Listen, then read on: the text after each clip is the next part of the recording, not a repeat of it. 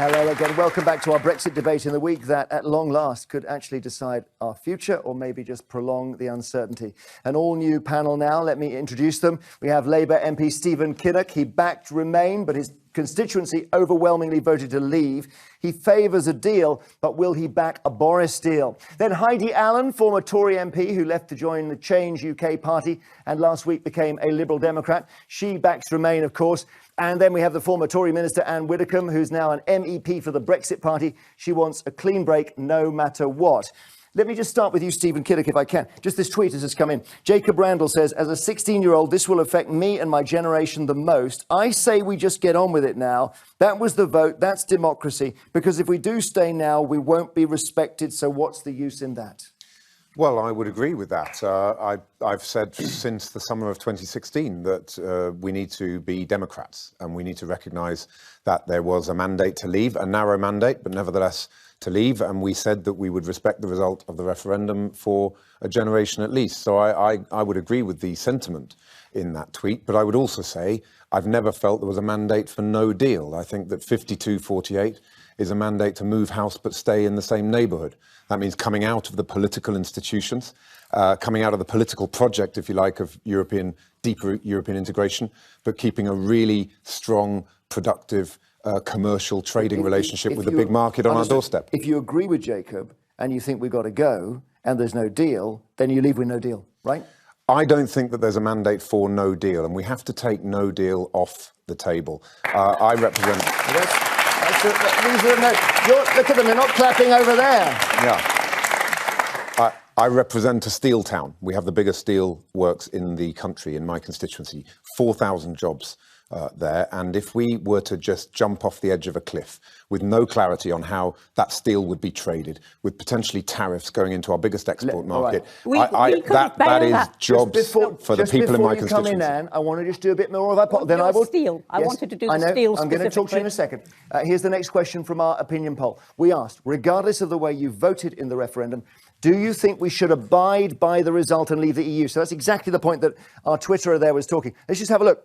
So, should the UK abide by the result and leave the EU? Yes, 54, no, 32, and don't know, 14. Now, you can see inside the yes, I guess we're thinking out loud here, that there's got to be people in there who didn't want Brexit, but think now at this point we just have to go. And the age thing is significant here as well. Nearly 70% of adults over 55 say we should stick by the result. Only 36% of young adults agree. A big split. But here, Heidi Allen, that looks like your party now, the Liberal Democrats, are just not at the core of where people are with this thing now. But, you know, this is a poll and there have been many polls. And where I agree with Stephen is this question of no deal. And as MPs, you know, you've got a massive responsibility and it's not easy. None of this is easy. And that's why we've been going around and around the houses. The difficulty that I think MPs are finding is that they know in their hearts Brexit will make their constituents poorer. And we're trying to find a way to reconcile that. And it's really not easy at all. And it's interesting the split you just described there around how younger people feel. And I guess they're worried about those jobs, aren't they? They're worried about those jobs in your steel factory, worried about those jobs in the tech industry in my constituency in South Cambridgeshire. And as MPs, we've got a responsibility to try and find a way forward for this. Now, I don't want a second referendum. I don't think anybody actually physically wants one and craves one. But we can't keep going round and round the houses. But you said the result was final when you were a Conservative MP. But what and now you've changed your mind. No, what has changed, and I think somebody alluded to it in the first panel, what has changed is that Theresa May, with all good intentions, went out there with the result of the referendum and tried her best. But because she drew those red lines in the sand so early, she made it impossible to get a deal that 52 and 48 Well, I'm only quoting what you said, Heidi Allen. You said we'd be a banana republic if we rescinded the vote. But what I also said... Because at that stage, the Prime Minister was still actively trying to get a deal. But unfortunately, what she came back with, because she's been trying to ride these two horses, is a deal that just isn't good enough. And what we've got, or we think we're going to have from Boris Johnson, is a deal that's even worse. It's the same again. Anne Widdecombe, what do you think? Because if we've got the Theresa May deal now, under Boris's name, what happens now? Can I just say very quickly what I wanted to say earlier, and be very quick? On steel. On steel. We wanted to bail out, when I say we, I mean the government.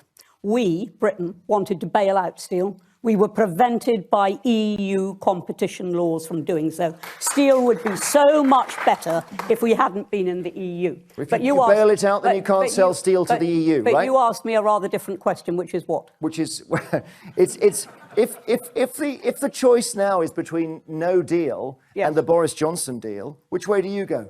Oh, I mean, the Boris Johnson deal is simply the May deal with a little bit of twiddling. A little bit of twiddling on the backstop, and probably also, but we don't yet know, some tweaking of the political declaration. That deal does not constitute Brexit in anything except name. I'll just give you one very quick example. We, under the terms of that withdrawal agreement, Articles 4, 89, 127, in case you think I haven't read it, will actually end up being bound in perpetuity by ECJ judgments any time that there is any dispute, and it specifically states in black and white that EU law will take precedence. Okay. How is that Brexit? How is that Brexit? But if we've got to trade with them, even after no deal, we still have to abide by their rules, don't we? No, the whole or do we not trade with them? The whole purpose of trade agreements, Jeremy, is that you agree. You're not told one side always has the upper hand. The whole point of a trade agreement is that you agree a set of terms and then you both police those sets of terms. Right. Stephen Kinnock, in the Labour Party, as I understand it, if you vote for a Boris Johnson deal, you get deselected. Is that right? Or is that just a rumour? Nobody has said that to me. And I hope that's not the case, because I think the Labour Party is a broad church and there is a range of opinions in the party, just as there is in the country. And we see that in the audience today. But ultimately, you have to be able to look yourself in the eye and say you're doing the right thing, both in terms of our democracy and in terms of our economy. Right. And that is about compromise. And I think what we're seeing here this evening is an example of how we've become paralysed by our extremes. Those who want no deal and those who want no Brexit. But actually, when you look at that poll, the vast majority of the British people are pragmatic people who understand that things are not always simple in life and that you do need to compromise. And the best way to compromise is to leave with a deal that protects the jobs and livelihoods of the British people. That would mean, and that is the compromise. And we have our thank you, our Remainers here who in that case, if even Remainers are now saying this has gone on too long, we have to get out. What's your reaction to that? You just one last heave? Yes, you, sir. I think the biggest problem is it was mentioned very briefly in the first half of this debate, but it just hasn't been covered. It's the Northern Irish question is the sticking point. That's why we had the backstop. It's why Theresa May's deal wasn't acceptable. And no one has been able to resolve that. The biggest problem being the Conservatives have talked to the DUP, who have no official status in Northern Ireland. There is no Northern Irish government. There's been a crisis in Northern Ireland where for over 1,000 days there has been no sitting Northern Irish Assembly. And until the government and until British politicians in general are able to go to Northern Ireland and talk to Sinn Féin and the SDLP and the UUP and the Alliance and that huge spectrum of opinion in Northern Ireland, there's no way that this will be able to... Well, let's talk about that. Let's just have a word. We mentioned this to Catherine Haddon, who's our constitutional expert. I don't know what the solution is, where you've got Northern Ireland and the Republic in separate territories and no border. Has anyone found a solution? Well, that's what they're trying to work out at the moment. There's all sorts of issues they've been raised this evening about VAT, about where the border sits, but also big issues about what it means for politics in Northern Ireland, if there was to be a no-deal exit, which looks like it's being avoided, what that would mean in terms of direct rule, and then also what it means for the future of the Union. Does it put pressure on Northern Ireland for a future border poll and talk about reunification? OK, thank you. I'm joined now by Christopher Hope, Chief Political Correspondent of the Daily Telegraph, who's at Westminster. What happened when Boris Johnson spoke to his 1922 committee of Tory backbenchers, Chris? Well, it was very brief. Theresa May was in the audience, former Prime Minister. Jeremy Hunt was there too, and they were listening and trying to work out what was going on. Boris Johnson, not for the first time, relied on his use of words. He called it he's in the tunnel, like the Shawshank Redemption, crawling through a sewer to emerge into the glorious rain and get us out of the EU. And he talked about trying to get over the Hillary step, the final push to the summit of Everest. I mean, in truth, Brexit, or this deal, we haven't seen it yet, is tantalisingly close. It's basically agreed, all apart from the DUP. They say there are some big gaps. We might see text on Thursday, more likely Friday. So it really hangs in the balance about whether there'll be a vote for your guests or MPs on Saturday. It really is very near, possibly, maybe.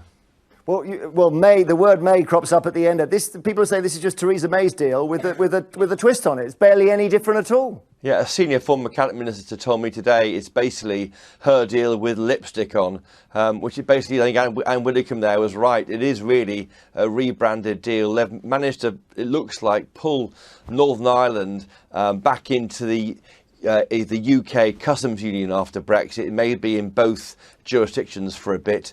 They're looking at consent and whether you can get away with having a simple vote in the Stormont Assembly when it's reconstituted to approve this new idea. That's what they're looking at, but it broadly is the same. So Anne Widdecombe's concerns of Brexit Party, Nigel Farage, they'll be worried about the money going to the EU on this, 39 billion, and the fact that the ECJ, the European Court of Justice, may still have some jurisdiction. So the concerns with the May deal have not gone away. Okay, Christopher Hope, thank you very much, of the Daily Telegraph. Lots to come still in our Brexit debate, so don't you go away. We'll see you in a moment.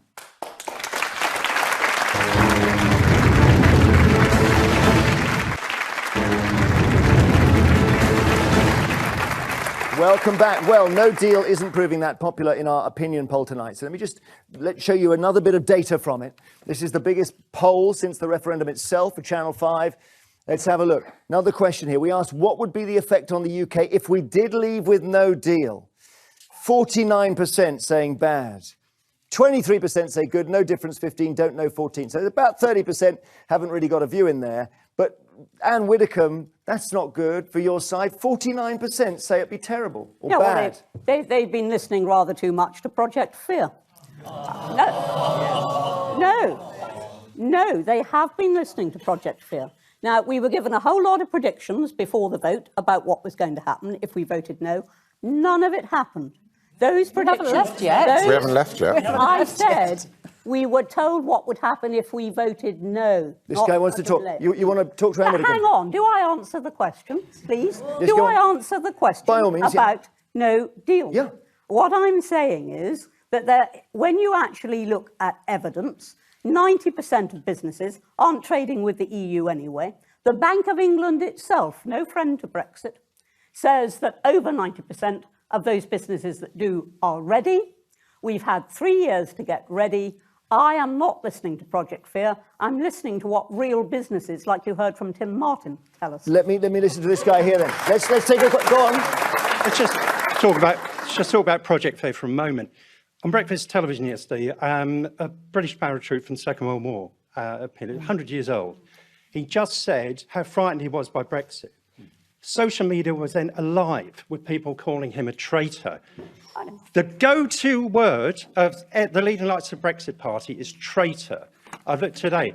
This country's been torn apart by intolerance. She didn't use that word. Oh, she's used plenty of words in the European Parliament comparing us to slaves. I wouldn't use it about a centenarian who had been frightened by what he'd been told. Yeah. You cannot say that I would do that. That is quite wrong. What I have said, and I make no apology for it, that for those who have handed our future to the EU by saying that they can determine the length of any extension, people who have handed our future to the EU and handicapped the British... This country's been torn apart by fear, by resentment, by intolerance. I don't recognise this country anymore. And handicapped the British government... The hate that you hate. All right. And those who have handicapped the British government by taking their strongest card, which is no deal, off the table. I have called those people guilty of betrayal, not innocent old centenarians. All right. You're in favour of revoking, Heidi Allen. That's the Lib Dem policy now. Isn't that going to make this worse? You just snatch it away? Yeah, and revocation would be a manifesto commitment as and when and if we come to a general election. And with any party, you can put your manifesto out and people vote for it, they vote for it. You know, and whether you like it or not, it's setting out a clear position. But your leader said she wanted a second referendum today. Well, yeah. So I'm trying to work out how you put those together, because if people then vote to leave, she then revokes that. No, the reality, I mean, we're all trying, as MPs, we're trying to juggle the best order of things, whether a second referendum or general election, what should come first. Personally, I think most of us actually agree that what would be more beneficial to unlocking this impasse we're in at the moment, because the economy's stalling and, you know, as you say, people are getting really upset around the country. We need to heal. At some point, we have got to put this behind us and heal. We think that a second referendum, because it is on this topic and this topic only, would be much more effective. A general election, people want to vote about the NHS, they want to have an opinion about austerity, and I'm not sure, my worry would be a general election, if that comes first, that we're going to end up with another hung parliament and we'll be no What is further going to be the forward. question? Well, hang on. I've been Referendum. listening to Stephen Kinnock on this. You've Going to be the question. You've been backwards and forwards on a second referendum, but you're not particularly warm on it, are you?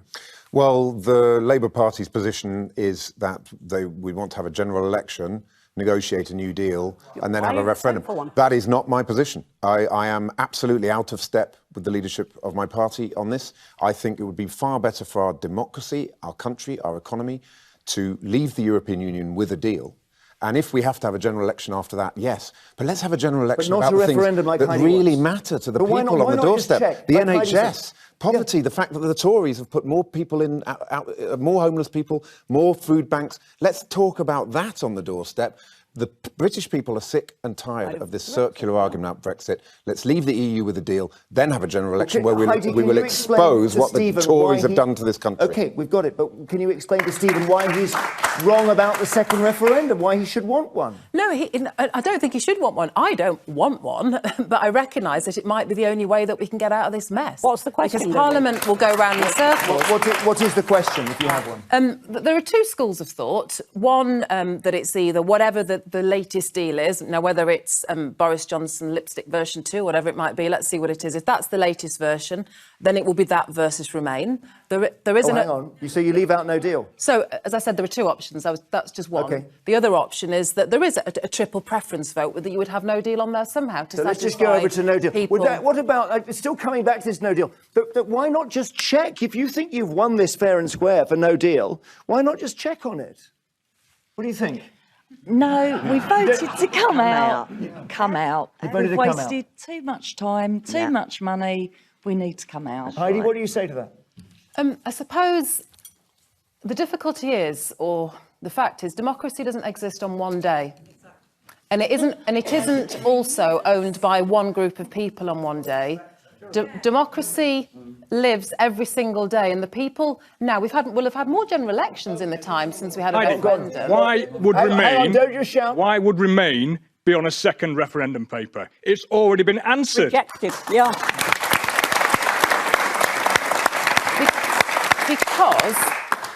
Because the deal that appears to be in front of us now, and we do need to wait and see what Boris Johnson finally brings back, but it appears, for the reasons that Anne's been getting cross, and maybe some of you are in that side of the room as well, that what you think you're about to get as a deal isn't what you want. It isn't what you voted for. So the point is... Vote to Remain.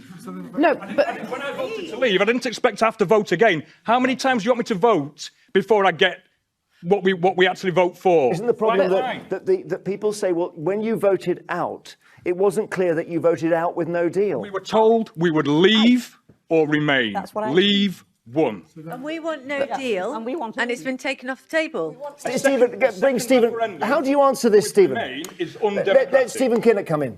So the big problem we've had in British politics for the last 3 years is there's many ways to skin the Leave cat. You can leave with a deal, you can leave with a deal which is Canada, you can leave with Norway, or you can leave with no deal at all. And one of the reasons that Parliament has been blocked is because it wasn't clear, because you had a binary referendum to decide a very complex issue. I always say, look at the mandate at the top line, the aggregate, which is 52-48. For me, that has always been a mandate for a soft Brexit, a Brexit which secures Right, and Whittaker out must of the come back. political project, You must but come stay back on that, closely Anne aligned on the economics. That's the only way to look at the You cannot say there mandate. was a mandate for a soft Brexit when a soft Brexit wasn't on offer. The nation was asked well,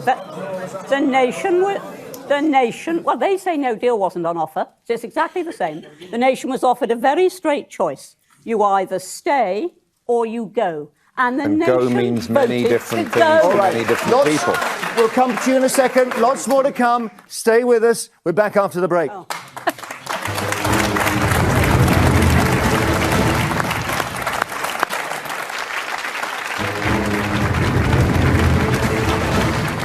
Welcome back to the final part of our Brexit debate. This week may well go down as a pivotal point in our history. In a few hours, Boris Johnson will be in Brussels for that EU summit. By Friday, by law, he has to ask for an extension to negotiations if there's no deal. On Saturday, MPs may well sit in Parliament to try to work out what to do next. Stephen Kinnock, you're in the House of Commons on Saturday, so far as you know. What will you do? Well, the deal that Boris Johnson is bringing forward is still completely unknown to me. I haven't seen any text, haven't seen a proposal, haven't seen a document. So we're in the dark. And I think that parliamentarians need to have time to study the text, because we're about to make the most important decision in the history of our country since the Second World War. So am I we need to see there's a text. really 100 pages of text, you're not going to just do it on a 4-page summary or anything like that? Yeah, right? if it's just heads of terms and the government moves a vote on that basis, I think then it's a really difficult decision for us to say, are those heads of terms enough information to make a decision on? And I'm afraid I can't answer that question for you, Jeremy, because I don't know. I haven't seen the document. Let me just go to this side. I know somebody here been keen to get in. Mitchell on the back row here. We may be in a situation where we have to extend on October the 31st. Well, I personally don't see the point of an extension. We've already had one, and we haven't used our time well, as we can see. What we need is someone that's willing to wait till the last minute when the EU will concede, and all delay will do is put no deal further back to the January the 31st. What we need to do is come out with an acceptable deal, as Article 50 said. If not, we'll go out with no deal. Simple as. Right, but doesn't seem to be a no deal option. Someone here has to compromise, don't they? Heidi Allen, someone here has got to say, we've got to do this thing. Well, and that's why, step record, that returning for a confirmatory public vote, that is the compromise. But what if it's... But it really because... Anne Widdecombe is rolling her eyes. Yeah, that can hardly be the compromise. You've already had Stephen saying, and actually I agree with him for once, that Parliament can't take a decision if it doesn't know what it's actually voting on. That's a career-ending move. And then you're asking, and then you're asking the general public to vote who on will the have to live with the consequences of this for generations and generations, and it's their jobs, not just my job. And if it makes me fiscally and economically a coward or nervous for not wanting to risk thousands and millions of jobs in this country, then I'll take that. But frankly, this is too big for just parliamentarians to make that decision. It is not what people expected. The people made the decision. Let me read a couple of tweets to you. All right. Becky Harper's tweeted, no deal is not what the country voted for. She says, it's why we protest and we deserve a second referendum. And then Rick Barrett says, if we leave with a deal, the Germans will still want to buy our cars, the French will still need our tourists. If we leave successfully, the whole EU will collapse. Let me just put that to some of the... Oh, OK. You're a Remainer. Why don't you give up? Well, because if the EU were to collapse, that would be terrible for everybody. The EU has provided peace and stability for an entire continent and the world for over 60 years. If it's going to collapse, it's better for us not to be in it when it goes down. No, I think it's better to help us keep it afloat for as long as possible, because what's going to happen afterwards? And in fact, you know, two of the main proponents of no-deal Brexit are Donald Trump and Vladimir Putin, who have no accountability to our... Let me just go. I'm just listening to Remainers here. Yes, go on, sir. Yeah, so just going back to Heidi's point about being an informed choice for a second referendum, I think that's the more sensible decision, because I think I work in Boston, which is the Brexit capital of the UK, and I think if you ask the general population of Boston what a no-deal Brexit means, or a hard Brexit, or soft Brexit, or a Irish backstop means, I think the overwhelming majority wouldn't know what that means. No, but we're all explaining it now, aren't we? I mean, that's... well, OK. Did you say Boston, as in Boston, Lincolnshire? Yeah, Lincolnshire. OK. Yeah. Well, I don't... That's maybe unfair on the residents of Boston, Lincolnshire. They're one of the highest voting Leave areas. It is, exactly. So well, they might have seen what happened to Greece in the Euro. I don't think so. You don't think so? OK, what about you? I think it's just democracy. We need to be able to have a second vote. As Heidi said, it is the only way to bring it back to the people. 48%, that is hardly a massive... Interesting. Let's come over this way. Thank you. Come over this way, because I want to just see some of these deal Brexiteers here. You want to get out with a deal. And that's just... I didn't mean to cut you off over there, but it's democracy. You can't ever have too many votes. Dealers? No, you can't. You vote again. What about that? Well, I'm a Remainer, but I think democracy, like Stephen said, trumps everything in this country. I think if you vote to set yourselves on fire, then you've got to put a leg in and get on with it.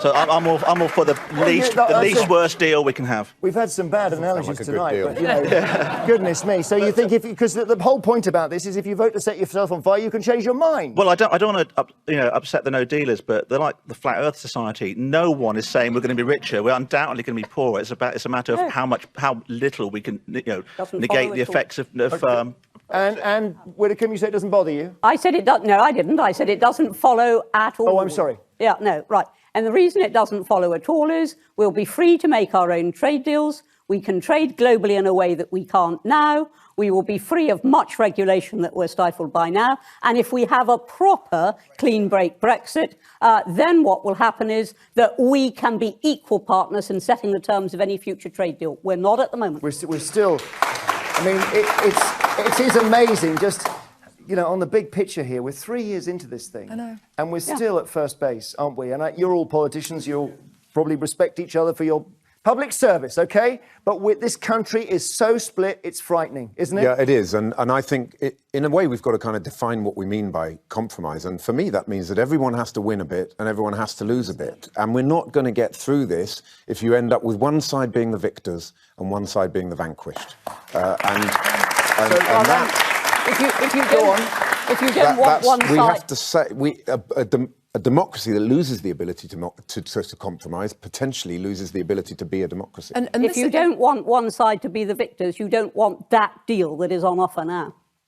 Okay. Well, which brings us back to a second referendum. Okay, all right. But at that point, all the hands go up here. That's victors and vanquished. Yes, go on, tell me what you think. That's victors and vanquished. Sorry. That's what I wanted to try and All right. I think we're out of time. I think we're going to have nearly, just want to look at some newspaper front pages, all right? So let's take a look over here and let's just see. Rather ashen-faced Boris Johnson here with, it's partly obscured by somebody in a suit, in last-minute scramble for DUP backing. We were talking earlier about the allegations of, well, speculation on a bung. Brexit is like the Shawshank Redemption, but now we can see the light, says the Telegraph. They're very optimistic here. Let's have a look. We've got the sun coming, I think. Ego warriors, that's actually nothing to do with it. Well, and then the I, where Boris is concerned, deadlock on Brexit deal ahead of summit. So they're all saying the same thing. We haven't at the moment they haven't gone to press with anything we can call a development. We assume something's going on, Heidi Allen. It is. Say no development. Welcome to our world. Yeah. This is what it's. But the EU say we're waiting for the British, and the British seem to be saying we're waiting for the DUP. And Widdecombe, would you give them a bung? Always the way. I wouldn't give them a bribe, if that's what you mean, but I would take cognizance of what's been going on in Northern Ireland. But just let me say this, we've got plenty of borders between the EU and non-EU countries. There's a border between Switzerland and the EU. There's a border between Norway and Sweden. And when you look at how those borders operate, they do not have hard structures. And we do not need hard structures in Ireland. Can the country ever come together, Anne Widdecombe? The country, I believe, will gradually come together when Brexit has been done. But in the limbo that we're in at the moment, the country won't come together. Heidi? And what really worries me is not just the split in the country, it's the shambles that calls itself a parliament. Heidi Allen, well, okay, quickly. Very quickly. Just what I've been trying to say on this second referendum point is a lot of people make an assumption. Let me finish. People are making assumption that it's because we know we're going to remain. We might not, but the point is people will have made informed consent, and that will bring the country back together. We've run out of time. Thank you so much. Has Boris Johnson run out of time? Thank you to everyone who's contributed tonight. Thanks to our audience. Thanks to you for watching. What's clear this evening, whether there's a deal or not, is that the UK is still as divided as ever. 1,200 days since we voted to leave the EU and 15 days until we're supposed to go, and we still don't know what's happening. Thank you very much for being with us. Audience, thank you. Panel, good night.